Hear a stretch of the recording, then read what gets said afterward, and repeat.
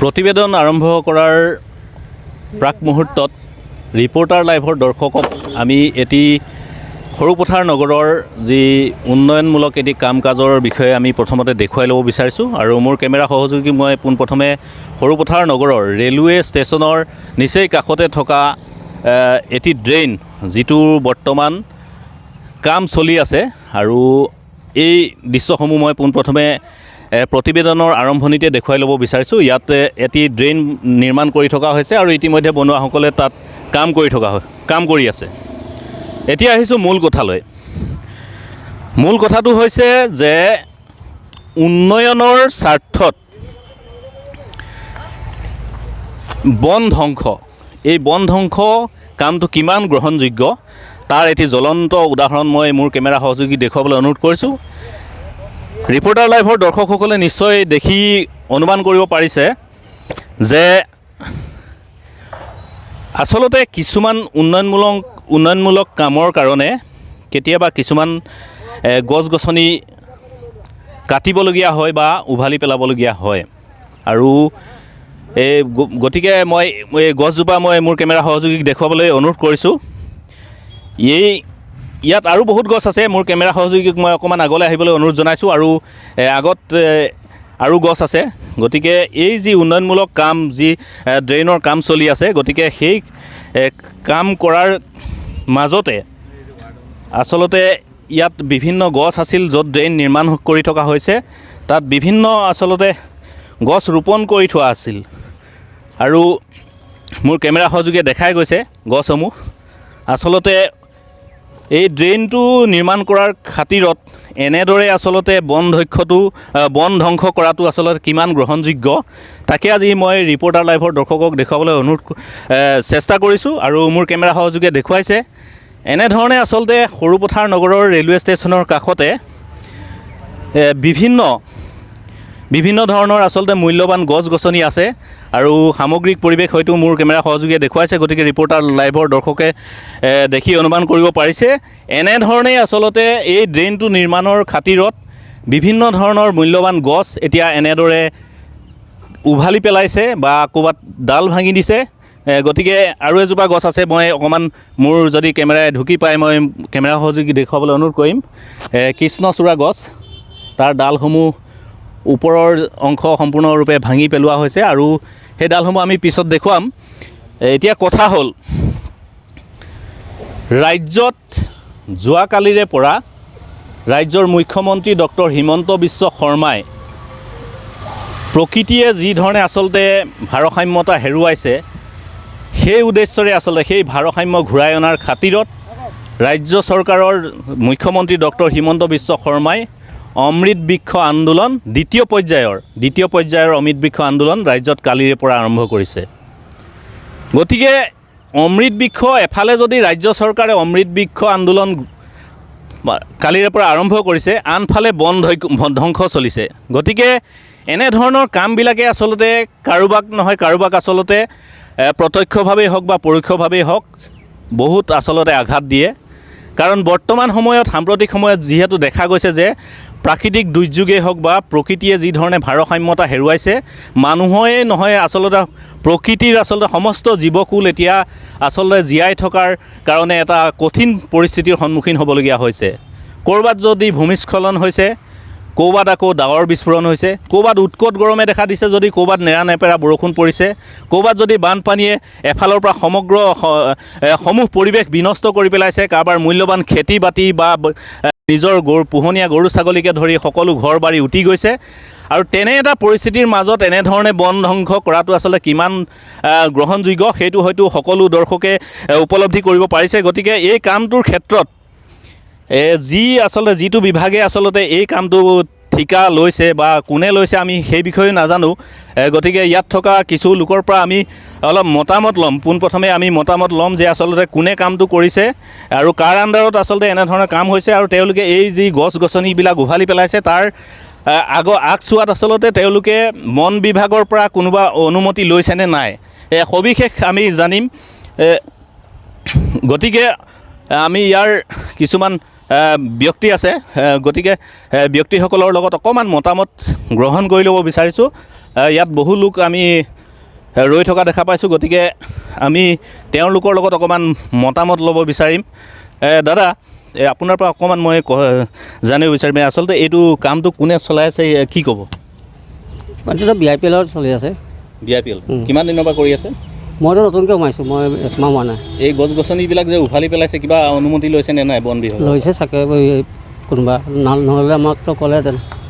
আপুনি গম নাপায়? নাই, মই গম নাপাওঁ। হয়, আচলতে তেখেতে গম নাপায় আচলতে কামটো। BIPL নামৰ এটি ব্যক্তিগত আচলতে কোনোবা কোম্পানীয়ে এই কামটো লৈছে বুলি আমি জানিব পাৰিছোঁ। গতিকে ইয়াত আৰু আচলতে যিসকল লোকে ইয়াত গছপুলি ৰোপণ কৰি আচলতে বহুত কষ্টৰে ডাঙৰ দীঘল কৰিছিলে, তাৰে এজন ব্যক্তি আমাৰ মাজত উপস্থিত আছে। গতিকে আমি কথা পাতিব বিচাৰিম। গতিকে অকণমান যদি বেয়া নাপায় অকণমান আহক।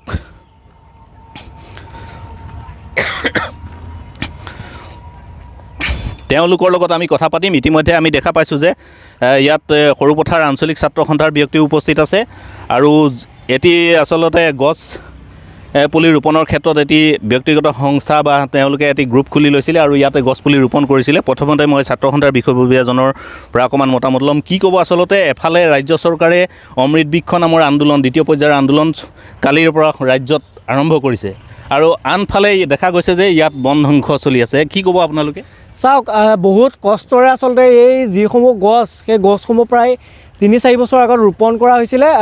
গোটেই ৰে'ল গেটৰ পৰা আচলতে এই অভাৰব্ৰিজৰ ওচৰলৈকে প্ৰায় 30-35 জোপা গছ আমি ৰোপণ কৰিছিলোঁ। তাৰে ভালেমান সংখ্যক গছ আচলতে লহপহকৈ বাঢ়ি আহিছিলে আৰু আমি ভাবিছিলোঁ এই গছৰ যদি গোটেই শাৰীটো হয় তেতিয়া সৰু পথাৰখনত যথেষ্টখিনি সকাহ পাব বা বাটৰুৱা এজনে জিৰাবলৈ এটা আশ্ৰয় পাব। কিন্তু আটাইতকৈ ডাঙৰ কথাটো হৈছে যিটো সময়তে এই অসম চৰকাৰখনে আচলতে কিছুমান আচলতে বেলেগক দেখুৱাবলৈ অমৃত বৃক্ষ বা বিভিন্ন ধৰণৰ অমৃত কলহ তেনেকুৱা ধৰণৰ কাৰ্যসূচী লৈ পেলাই এই মানুহক আবুৱা বুঢ়াই আছে আৰু তাৰ পাছত এই ধনশিৰি মহকুমাৰ এখন সৰু পথাৰত আচলতে উন্নয়নৰ নামত এনেদৰে গছসমূহ উঘালি পেলাই, আচলতে সৰু সৰু গছ উঘালি পেলাই ছাইডত পেলাই থৈছে। সেই দৃশ্যটো অতি কৰুণ দৃশ্য। আচলতে প্ৰকৃতিপ্ৰেমী হিচাপে ছাত্ৰ সন্থাৰ বিষয়ববীয়া হোৱাৰ আগতো প্ৰকৃতিপ্ৰেমী হিচাপে আমাৰ অন্তৰত দহি গৈছে, অন্তৰত দুখ দিছে। আৰু আমাক উন্নয়ন লাগিব, কিন্তু উন্নয়নৰ ধাৰাটো এনেকুৱা হ'লে নহ'ব যে প্ৰকৃতি বা জৈৱ বৈচিত্ৰ্যটো সম্পূৰ্ণৰূপে বিনষ্ট কৰি জৈৱ বৈচিত্ৰ্যৰ পৰিকাঠামোটো ধ্বংস কৰি আমাক উন্নয়ন নালাগে। আমি যদি তেওঁলোকৰ কিবা অসুবিধা হৈছিল আচলতে ড্ৰেইন বনাবলৈ, তেওঁলোকে সেই গছসমূহ ইমানো ডাঙৰ গছ নাছিল যে তেওঁলোকে ধুনীয়াকৈ JCBৰ সহায়ত উঘালি এটা ৰিপ্লেচমেণ্টৰ ব্যৱস্থা কৰিব পাৰিলেহেঁতেন। আৰু এই PWDৰ আণ্ডাৰত গোটেই কামটো চলি আছে বুলি আমি আচলতে জানিছোঁ। আৰু ইতিমধ্যে আমি ফৰেষ্টৰ বিষয়াৰ লগত আমি ফোনযোগে বাৰ্তালাপ কৰিছোঁ আৰু বাৰ্তালাপ কৰি গম পাইছোঁ যে তেনেকুৱা কোনো ধৰণৰ আচলতে ইয়াত পাৰ্মিশ্যন বা কোনো ধৰণৰ অনুজ্ঞা লোৱা নাই গছসমূহ উঘালিবলৈ। আৰু কাৰ সাহসত আচলতে এনেদৰে গছসমূহ উঘালি ৰাস্তাৰ কাষত পেলাই থৈছে? এই গোটেই ঘটনাটোত যোনসকল ঠিকাদাৰ বা যোনসকলে গোটেই বস্তুটো চোৱা চিতা কৰি আছে সেইসকলক আমি দাবী জনাইছোঁ, অতি শীঘ্ৰে যদি ধনশিৰি মহকুমাৰ এই সৰু পথাৰত 300-400 জোপা যদি গছ ৰোপণ নকৰে, সৰুপথাৰ আঞ্চলিক ছাত্ৰ সন্থাই কিন্তু বন বিষয়া কাৰ্যালয়ত এটা ধৰ্ণা দিবলৈ বাধ্য হ'ব। আৰু এই যিটো যে কাম চলি আছে, এই কাম চলি থকাটো আমি আচলতে বন্ধ কৰিবলৈ আমি বাধ্য হ'ম। এই কথাটো আমি সৰুপথাৰ আঞ্চলিক ছাত্ৰ সন্থাৰ তৰফৰ পৰা স্পষ্ট কৰি দিছোঁ। আৰু আমাৰ দাবী এইটোৱে, যিসমূহ গছ ধ্বংস কৰিলে তাৰ বিনিময়ত তেওঁলোকে 500 জোপা গছ ধনশিৰি মহকুমাত আমাৰ সৰুপথাৰত লগোৱাক আৰু সৰুপথাৰ টাউনখন আমি সেউজীয়া হৈ থকাটো বিচাৰোঁ। আৰু এই অসম চৰকাৰে যি অমৃত বৃক্ষ হিচাপে যে যিটো এটা ধাৰা চলাই আছে, তাৰ যে এইবোৰ ফুটুকাৰ ফেনলৈ ৰূপান্তৰিত হৈছে সেই কথাটো স্পষ্ট হৈ পৰিছে। হয়, আৰু এজন আচলতে প্ৰকৃতিপ্ৰেমী আছে আমাৰ মাজত উপস্থিত। আমি তেওঁৰ পৰা জানিব বিচাৰিম যে আমি যিহেতু গম পাইছোঁ যে আপোনালোকে এই গছপুলিসমূহ বহুত কষ্টৰে ইয়াত ৰোপণ কৰিছিলে আৰু বৰ্তমান অৱস্থাত এই গছপুলিসমূহ উভালি পেলোৱা হৈছে উন্নয়নৰ খাতিৰত। কি ক'ব আপোনালোকে, কেনেকুৱা ধৰণৰ মন্তব্য? হয়, প্ৰথমে অতি দুখ লাগিছে। আমি কৰোণা মহামাৰীৰ সময়ৰ পৰা কেইজনমান প্ৰকৃতিপ্ৰেমী যুৱক লগ হৈ এই গছসমূহ সৰুপথাৰ নগৰত ৰোৱাৰ ব্যৱস্থা কৰিছিলোঁ। কোনো ধৰণৰ চৰকাৰী বা কোনো ধৰণৰ সহায় নাছিলে, আমাৰ ব্যক্তিগতভাৱে কৰিছিলোঁ এটা গোট খুলি লৈ। কিন্তু আমাৰ দেখি বেয়া লাগিছে। উন্নয়ন বিচাৰোঁ, উন্নয়ন আমাক নালাগে বুলি কোৱা নাই, কিন্তু তাৰ স্বাৰ্থত যিখিনি আমাৰ 3-4 বছৰ গছপুলি আছিলে, লহপহকৈ বাঢ়ি আহিছিলে, এইখিনি এটা ধুনীয়াকৈ ৰিপ্লেচমেণ্ট বা আগৰ পুনৰ সংস্থাপন কৰি ইফালেও পাৰিলেহেঁতেন।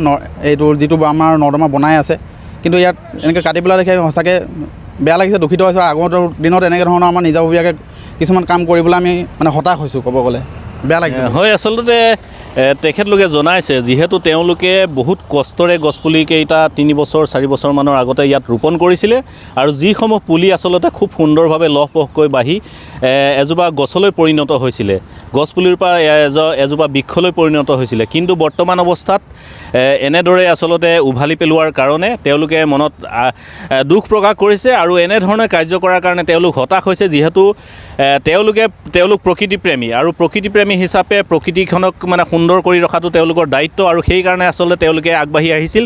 কিন্তু এই কাৰুকাৰ্য দেখি তেওঁলোক হতাশ হৈছে আৰু ভৱিষ্যতে তেওঁলোকে ৰোপণ কৰিবনে নাই, এনেধৰণৰ কাৰ্যসূচী হাতত ল'ব নাই তাকো লৈ চিন্তিত হৈছে। কাৰণ যদি আকৌ তেওঁলোকে এনেকুৱা ধৰণৰ পদক্ষেপ লৈ বিভিন্ন স্থানত গছসমূহ ৰুৱে, কিন্তু তাৰপিছত যদি আকৌ এনেধৰণৰ পৰিণাম হয় তেতিয়াহ'লে তাৰ দায়িত্ব কোনে ল'ব? গতিকে সেইকাৰণে তেওঁলোকে এই বিষয়টো আচলতে বৰ দুখেৰে প্ৰকাশ কৰিছে।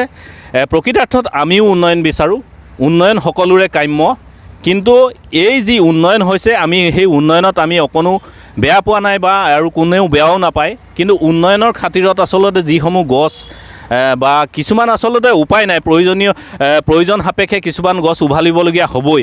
কিন্তু তাৰ বিকল্প হিচাপে যদি এই যি আচলতে BIPL নামৰ যি সংস্থাটোৱে বা যি এই কামটো আচলতে ঠিকা হিচাপে লৈছে, তেওঁলোকে যদি বিকল্প ব্যৱস্থা এটা গ্ৰহণ কৰে তেতিয়া হয়তো সকলোৱে এই ক্ষেত্ৰত সহযোগিতা আগবঢ়ালেহেঁতেন।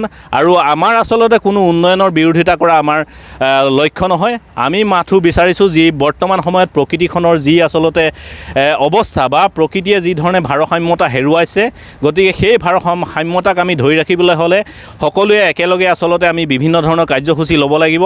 আমি আমাৰ নিজৰ স্থানডোখৰক সেউজীয়া কৰি ৰাখিব লাগিব।